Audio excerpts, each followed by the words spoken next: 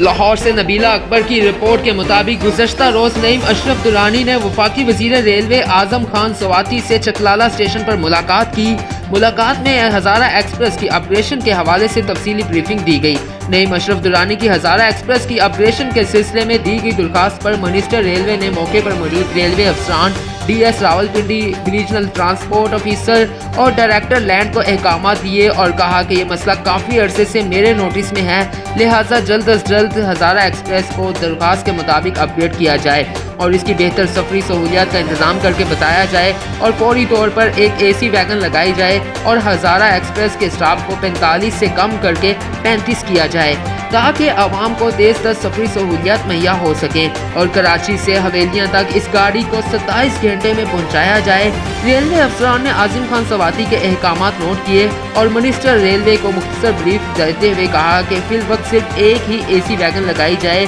کیونکہ ٹریک پر زیادہ لوڈ نہیں ڈالا جا سکتا، لہٰذا نئی ریلوے ویگنز اور ایک اے سی ویگن جلد لگا کر عوام کے لیے بہتر سفری سہولیات شروع کر دی جائیں گی۔ اس موقع پر نعیم اشرف درانی نے محکمے کے افسران کو احکامات جاری کرنے پر وفاقی وزیر اعظم خان سواتی کا شکریہ ادا کیا اور کہا کہ ہزارہ وال کا درینہ مطالبہ پورا کرنے ہزارہ ڈویژن کی عوام آپ کے لیے دعا گو ہے اور دل سے مشکور ہیں۔